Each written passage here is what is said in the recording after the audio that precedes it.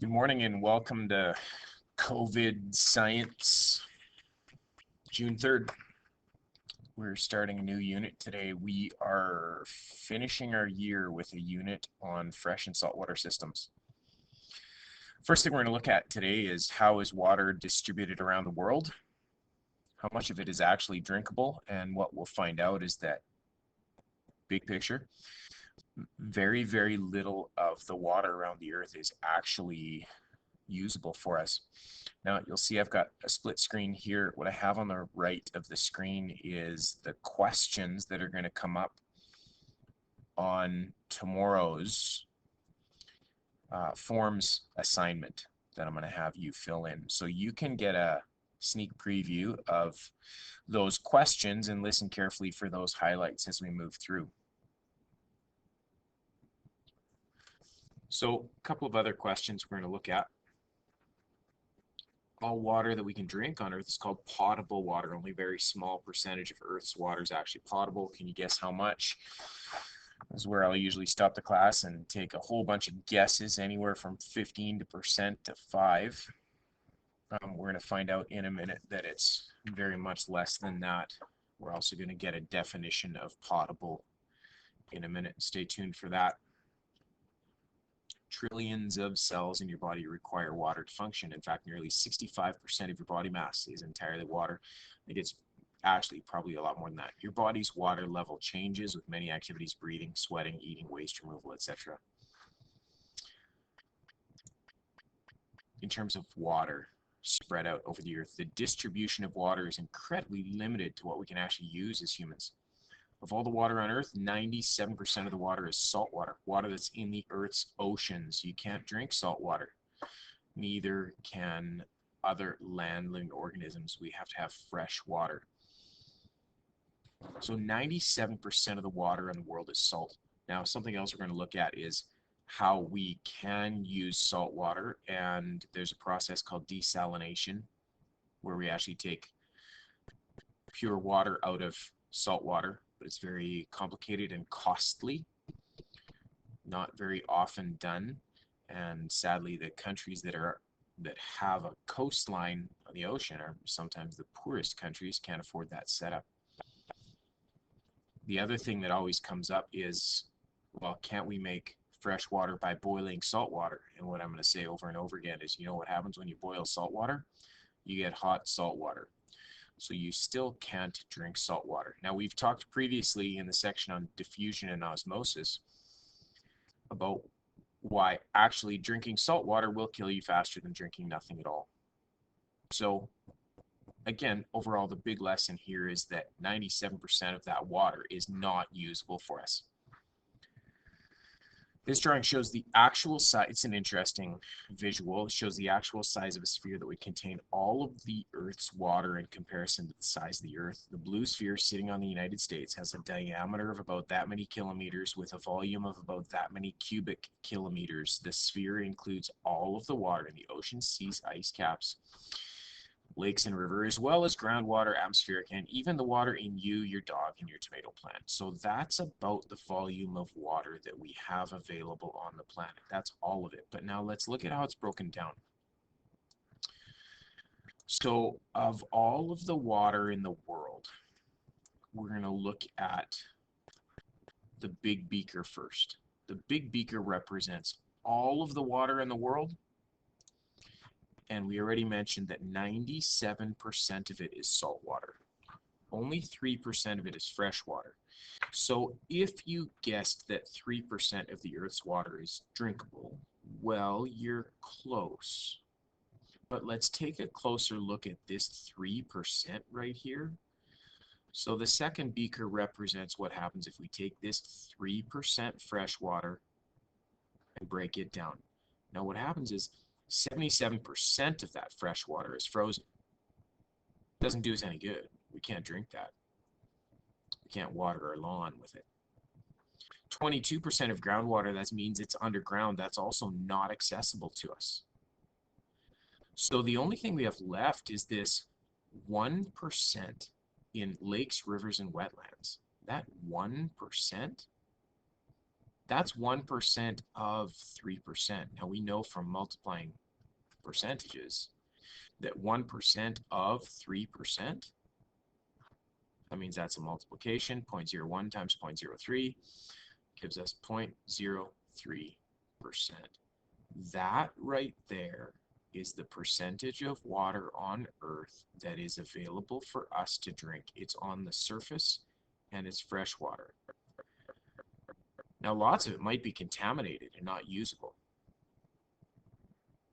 but we're starting with 0.03% of the water on the planet that is fresh water and on the surface available for us to drink. Very, very small percentage. So one more time. 100% of the water on the world, 90% of it is salt water. 3% is fresh. If we look at that 3%, 77% of it is trapped in ice caps, not the kind you buy from Tim Hortons, the other kind. 22% of it is underground, and 1% is available on the surface. Overall, this is an important main idea that Canada is a very freshwater rich country. On an average annual basis, Canadian rivers contain close to 9% of the world's total renewable water supply, while Canada has less than 1% of the world's total population. We're pretty rich with water. Lake Baikal, located in Russia, is actually the largest freshwater lake in the world with an average depth of that many meters. Contains a total of roughly 20% of the world's total surface freshwater. It's a big lake. Water is also very visible in Canada. Probably no country in the world has as much of its surface area covered by freshwater as does Canada, especially if you think about the Great Lakes. This set of lakes, which is shared with the United States, makes up the largest surface area of freshwater found in one place anywhere in the world. Big idea. The point there is that we are very lucky. Even if we look across Canada, well, Quebec and Ontario have a very high percentage of the total Canadian freshwater because they border on the Great Lakes. Alberta, a relatively dry province. You know that by looking around southern Alberta and the brown farmland over the winter. A very low percentage of total Canadian freshwater at 2.2%. This brings up another main idea that we're going to talk about called reservoirs. If you've ever gone boating or fishing on lakes around Lethbridge, you may have noticed they're artificial. There's a dam that controls the level of the lake. Those lakes are called reservoirs. They're not natural lakes. They're built by early settlers in Alberta that knew they needed irrigation to grow crops.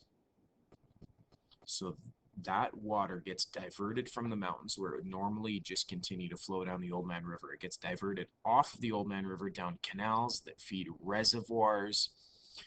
Those reservoirs, well, as far as I'm concerned, are great for water skiing, but more importantly, I suppose, used for irrigation and farming. And without those reservoirs, southern Alberta would basically be a desert.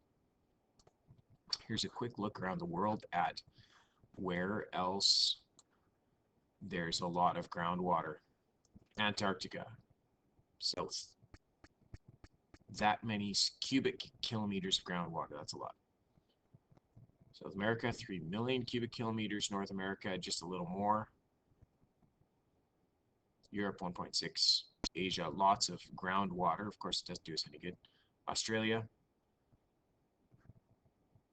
Africa. So all of these countries have, all these continents have lots of water underground. The trick is getting to it.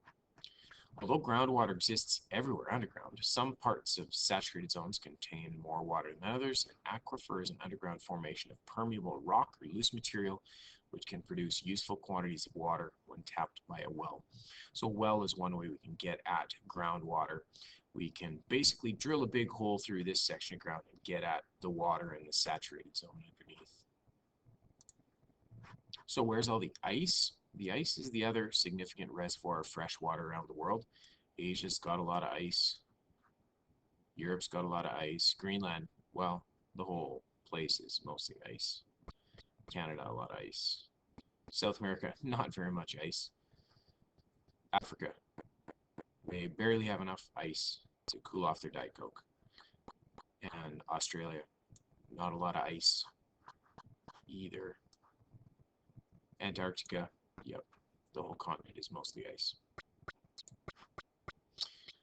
The world's ice is not just located in the Antarctica. There's a significant amount of ice trapped in the form of glaciers, icebergs, ice caps, and also sea ice. And that really is all the significant information I have to go over with you. So tomorrow your questions that you'll go over are relating mostly to this diagram here. You can come back to this video and pause it here. And you'll need to know the definition of potable, which is here.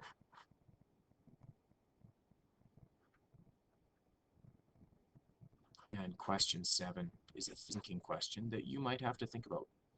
So that's your video today. Come back and take a look at it tomorrow as you work through those questions. Have a super day.